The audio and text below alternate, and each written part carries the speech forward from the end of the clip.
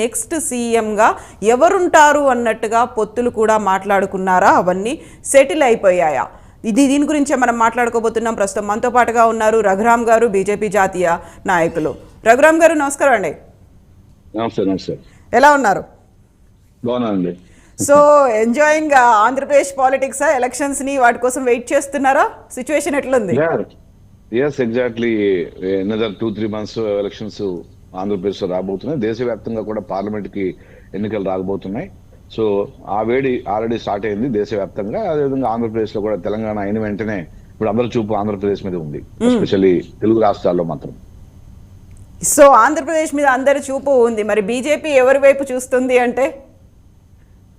Bharatiya Janata party రాష్ట్రంలో బలమైన శక్తిగా ఎదగడం కోసం ప్రయత్నం చేస్తోంది. అదేవిధంగా కేంద్రంలో ఉన్నటువంటి ఒక దమ్మున్న నాయకుడు నరేంద్ర మోడీ రూపంలో భారతీయ జనతా పార్టీకి ఒక వరం. అదేవిధంగా అమిత్ షా లాంటి చాణక్యుడు భారతీయ జనతా పార్టీకి వరం. అదేవిధంగా రాష్ట్రంలో ఒక ప్రజాబలం ఉన్నటువంటి, అదేవిధంగా ఒక సీనియర్ పొలిటికల్ రంగాల్లో ఉన్నటువంటి ఒక పెద్ద ఫ్యామిలీ నుంచి వచ్చిన ఎన్టీ రామారావు ఫ్యామిలీ నుంచి వచ్చినటువంటి పురంధేశ్వర గారు భారతీయ జనతా పార్టీ నాయకత్వంలో ముందుకెళ్తోంది భారతీయ జనతా పార్టీ. పొత్తులు అనేవి ఎన్నికలు ముందు ఇంకా డిసైడ్ అవుతాయి, ఉంటాయా లేదా, ఎలా, ఎవరితో ఉంటాము ఏంది అనేది. ప్రస్తుతానికి అయితే జనసేన మాతోనే ఉందని వాళ్ళు చెప్తున్నారు, మేము చెప్తున్నాం. చూద్దాం వాళ్ళు ఏ విధంగా వాళ్ళు తీసుకున్నా కానీ కేంద్ర నాయకత్వం భారతీయ జనతా పార్టీ ఇది రీజనల్ పార్టీ కాదు. ఒక Janasena regional party, Telugu Desam regional party, Jaganmohan Reddy regional party. So ఆ విధంగా మేము వాళ్ళలాగా రియాక్ట్ కాలేము. ఎందుకంటే we have our central leadership. వాళ్ళు డిసైడ్ చేసి చెప్తారు రోడ్ మ్యాప్ కానీ భారతీయ జనతా పార్టీ ఏ విధంగా ముందుకెళ్ళాలి. అయితే మాకు ఇప్పుడు చెప్పింది ఏంటంటే రాష్ట్రంలో బలమైన శక్తిగా ఎదగడం కోసం ప్రయత్నం చేయాలి. రాబోయేటటువంటి ఎన్నికల్లో మన భారతీయ జనతా పార్టీ బలాన్ని చూపించాలి. ఏ విధంగా అయితే తెలంగాణలో భారతీయ జనతా పార్టీ బలమైనటువంటి శక్తిగా ఎదిగిందో, ఒక ఓట్ షేర్ ని ఏ విధంగా పెంచుకోగలిగిందో అదేవిధంగా ఆంధ్రప్రదేశ్ లో కూడా చేయాలనే ఉద్దేశంతోనే భారతీయ జనతా పార్టీ ముందుకెళ్తుందండి. సో తెలంగాణలో భారతీయ జనతా పార్టీ బలమైన శక్తిగా ఎదిగింది అని మీరు అనుకుంటున్నప్పుడు అది జనసేనతో కలిస్తే ఎదిగిందా, లేకపోతే ఇండివిజువల్ గానే ఎదగలిగిందంటారా? సో ఇండివిజువల్ గానే ఎదిగిందండి. ఎందుకంటే ఇన్ని రోజులు ఇది ఎలక్షన్ ముందు ఎన్డీఏలో భాగస్వామిగా ఉన్నాడు కాబట్టి జనసేనని అక్కడ చివరిలో పొత్తుకి వచ్చి 8 సీట్లు కంటెస్ట్ చేయడం జరిగింది. వేరేస్ భారతీయ జనతా పార్టీ మొదటి నుంచి కూడా అక్కడ ప్రభుత్వంతో కొట్లాడింది. భారతీయ జనతా పార్టీ రాష్ట్రంలో బలమైన శక్తిగా ఒక నిరూపించుకుంది కూడా ఎన్నికల తర్వాత. సో ఇండిపెండెంట్ గానే బీజేపీకి అది దక్కుతుందండి. సో అలాంటి సమయంలో జనసేనతో ఎందుకు పొత్తు పెట్టుకున్నారు? సో కేంద్రంలో ఎన్డీఏలో భాగస్వామిగా ఉన్నప్పుడు తప్పదండి, పెట్టుకోవాలి. ఎందుకంటే ఎన్డీఏలో ఉన్నారు. పవన్ కళ్యాణ్ స్వయంగా ఎన్డీఏ మీటింగ్ కూడా అటెండ్ అయ్యారు, కేంద్రంలో జరిగినటువంటి ఢిల్లీలో జరిగిన మీటింగ్ కి. సో మీకు మాతో ఉన్నారు కాబట్టి తెలంగాణలో ఆయన ఇండివిజువల్ గా కంటెస్ట్ చేయలేడు కాబట్టి మాతో కంటెస్ట్ చేశారు. ఎస్, ఆంధ్రప్రదేశ్లో కూడా జనసేన ఉంది. కాకపోతే ఇప్పటిదాకా ఓట్లు కాదు, సీట్లు అక్కడ ఏమీ రాలేదు. 2 సార్లు ఖాతా కూడా తెరవలేదు. ఎన్డీలో భాగస్వామిగా ఉంది కాబట్టి ఈసారి కూడా జనసేనతో బీజేపీ పొత్తు పెట్టుకుందా ఏపీలో? ఆల్రెడీ ఆయన ఎన్డీఏ భాగస్వామిగా చేరడం నుంచి కలిసే ఉన్నాము, జనసేన బీజేపీ కూడాను. కొన్ని కార్యక్రమాలు కూడా చేస్తున్నాం అండ్ ముందుకు వెళ్తున్నట్టే ఉంది. లెట్ us see, ఎన్నికలు దగ్గరకు వచ్చేటప్పటికి మనకి ఇంకా క్లారిటీ వస్తుంది. ఇప్పుడు మీరు అనుకున్న క్లారిటీ వస్తుంది, మాకైతే క్లారిటీతో ఉన్నాం. బీజేపీ వెరీ క్లారిటీగానే ఉంది. సో మేము అనుకునే క్లారిటీ మాకు ఎప్పుడు వస్తుంది? మాతో పాటుగా అక్కడ ఉన్నటువంటి మీ ఓటర్లకి, మీ క్యాడర్ కూడా క్లారిటీ అనేది కావాలి కదా, అది మిస్ అవుతుంది అనిపించట్లేదా? లేదండి, మాకు క్యాడర్ కి వెరీ క్లియర్ ఒక ఇండికేషన్ ఉంది. క్యాడర్ ఎలాంటి కన్ఫ్యూజన్ లేదు. మీడియా రంగానికి ఖచ్చితంగా కన్ఫ్యూజన్ ఉంటుంది. ఎందుకంటే మేము ఇంకా పూర్తిగా దాన్ని కేంద్ర నాయకత్వంగా డెసిషన్ చెప్పాల కోసం వెయిట్ చేస్తున్నాం కాబట్టి మీడియాకి ఏదైతే అనుకుంటున్నారో వాళ్ళకి దొరకట్లేదు అనేది ఇవాళ చర్చ. మీరు పెట్టినా ఎవరు పెట్టినా ఇదే చర్చ జరుగుతుంది ఇవాళ. సో పల్స్ ఎందుకు దొరకట్లేదు మరి? అసలు ఆ మూడు మీది ఎటువైపు ఉంది, మీ ఏ మోడ్లోకి వెళ్తున్నారు అనేది ఎందుకు అర్థం కావట్లేదు? మీరు చూశారు కదా, మధ్యప్రదేశ్ అంత తంపింగ్ మెజార్టీతో గెలిచిన తర్వాత అక్కడ శివరాజ్ సింగ్ చౌహాన్ ముఖ్యమంత్రిగా ఉన్నాడు, అనేక మంది సీనియర్లు ముఖ్యమంత్రిగా ఉన్నారు, అదే సీనియర్ లీడర్లు ఉన్నారు. అయినప్పటికీ ఒక తురుపు ముక్కను పట్టుకొచ్చాం ఒక మంచి నిబద్ధత కలిగిన, ఇంకా నిబద్ధత కలిగిన నాయకుడిని ప్రొజెక్ట్ చేసి సీఎం గా అతన్ని ప్రమాణ స్వీకారం చేయించాం. అది ఎవరికి ఊహకి అందంది, మీడియాకి కానీ పార్టీలో ఉన్నటువంటి సీనియర్లకు కానీ అనేక మందికి ఊహకు అందది. ముందులో ఊహించుకునేవాళ్ళు పలానా వాళ్ళు అవుతారు. ఇప్పుడు తెలంగాణలో కాంగ్రెస్ పార్టీ రేవంత్ అవుతాడనేది, రేవంత్ రెడ్డి ముఖ్యమంత్రి అవుతాడని తెలిసిపోయింది. సో రేవంత్ రెడ్డికే ఇచ్చారు.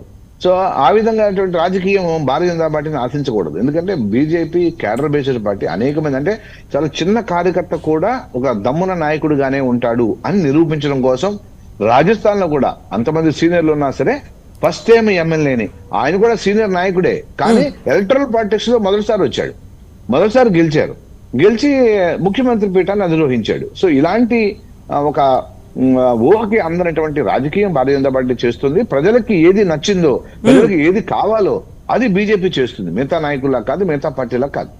అయితే ఇప్పుడు మీరు చెప్పినటువంటి రాజస్థాన్ కావచ్చు, మధ్యప్రదేశ్ ఎగ్జాంపుల్స్ లో వచ్చినటువంటి తురుపు ముక్కలు అందరూ అక్కడి నుంచి బీజేపీలోంచి ఎదిగిన వాళ్ళే, బీజేపీకి చెందినటువంటి ఎమ్మెల్యేనే అక్కడ సీఎం అయ్యారు. అలాంటి పరిస్థితి ఆంధ్రప్రదేశ్ లో ఉందా?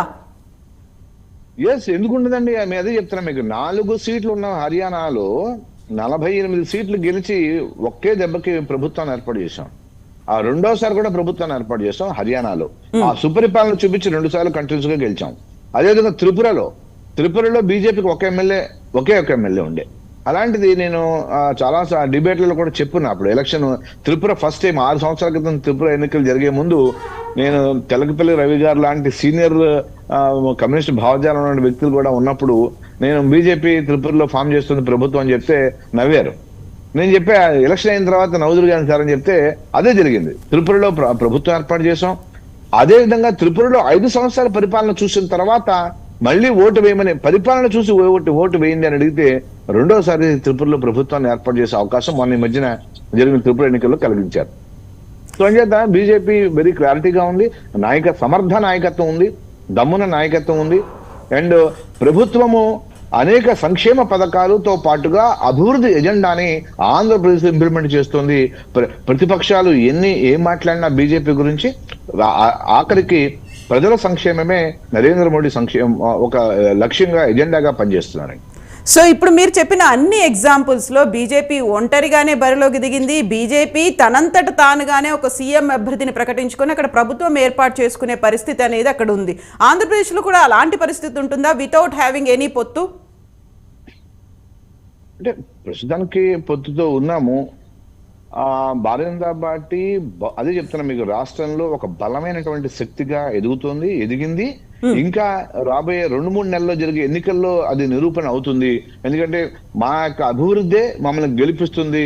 రాష్ట్రంలో బీజేపీ చేసిన, కేంద్ర ప్రభుత్వం చేసిన అభివృద్ధి ఏదైతే ఉందో అదే మాకు ఓటు బ్యాంక్ గా మారుతుంది, అదే మమ్మల్ని గెలిపిస్తుందని చాలా విశ్వాసంతో ఉన్నామండి. సో మీరేమో పొత్తులో ఉన్నాము, జనసేన మీతోనే ఉంది, ఎందుకంటే ఎన్డీఏలో భాగస్వామి అని చెప్తున్నప్పటికీ కూడా ఈ మధ్య కాలంలో జరుగుతున్న మీటింగులు కావచ్చు, ఆ సుదీర్ఘంగా సాగుతున్న భేటీల్లో టీడీపీ జనసేన పొత్తు ఉన్నట్టే కనిపిస్తోంది కదా, అక్కడెక్కడ బీజేపీ ప్రస్తావన రావట్లేదు. అది చెప్పాక ఇందాక మీకు, రీజనల్ పార్టీలు they can take any decisions on their own.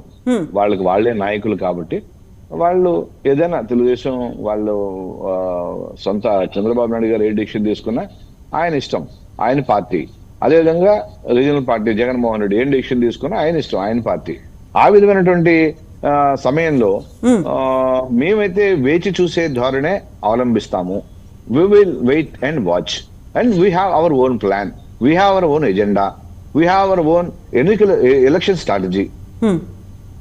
So మీకంటూ ఒక ప్లాన్ ఉన్నప్పటికీ కూడా జనసేన టీడీపీఏ బలంగా ముందుకెళ్లాలనే ప్లాన్ తో ఉన్నట్టున్నారు. ఉమ్మడి కార్యాచరణ, ఉమ్మడి మేనిఫెస్టో, భవిష్యత్తు ప్రణాళికలు, వీటన్నిటి కోసం నిన్న రాత్రి కూడా భేటీ అయ్యారు కదా ఇద్దరు అధినేతలు.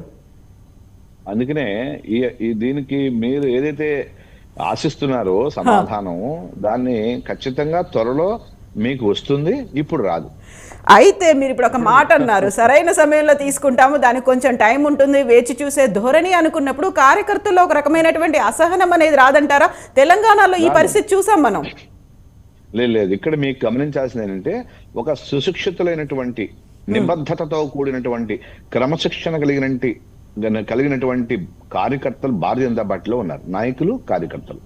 సో మిగతా పార్టీల్లో ఆ అసహనము, ఆ ఏంటిది మీరు చెప్పినటువంటి అదే కన్ఫ్యూజన్, ఇవన్నీ ఉంటాయి. మాకు ఉండదండి. మా కార్యకర్తలకి వెరీ క్లియర్ మెసేజ్ ఉంది. They will follow the instructions of the high command. So ఈ మధ్య కాలంలో పవన్ కళ్యాణ్ నడ్డాతో కానీ మోదీతో కానీ భేటీ అయినటువంటి సందర్భాలు అసలు కనిపించలేదు కదా, ఎక్కువగా చంద్రబాబు నాయుడుతో భేటీ అయినంతగా. ఈ నేషనల్ పార్టీలో ఇప్పుడు గత 2 నెలలుగా 3 నెలలుగా మేము ఎన్నికల్లో బిజీగా ఉన్నారు. మన నడ్డా గారు కానీ, అమిత్ షా గారు కానీ, నరేంద్ర మోడీ గారిని మనం షేర్ చేసుకున్నాడుగా. మన పవన్ కళ్యాణ్ నరేంద్ర మోడీ గారు ప్రధానమంత్రి హైదరాబాద్ ఎన్నికల్లో డయాస్ షేర్ చేసుకున్నారు, మాట్లాడుకున్నారు. సో అంచేత దాని మీద అతను కలిసాడా లేదా, ఎన్నిసార్లు కలిసాడు, ఇలాంటివి అవసరం ఉండదండి. ఎందుకంటే వెరీ జాతీయ పార్టీ భారతీయ జనతా పార్టీ ఈ దేశంలోనే ప్రపంచంలోనే అతిపెద్ద సంఖ్యాబలం ఉన్నటువంటి, అంటే మెంబర్షిప్ ఉన్నటువంటి పార్టీ బీజేపీ. అంచేత క్రమశిక్షణ కూడా చూసారుగా. ఒక ఎమ్మెల్యేని ఎవరికి దమ్ముంటుందని చెప్పండి. ఫస్ట్ టైం ఎమ్మెల్యేని ముఖ్యమంత్రిని చేసే కెపాసిటీ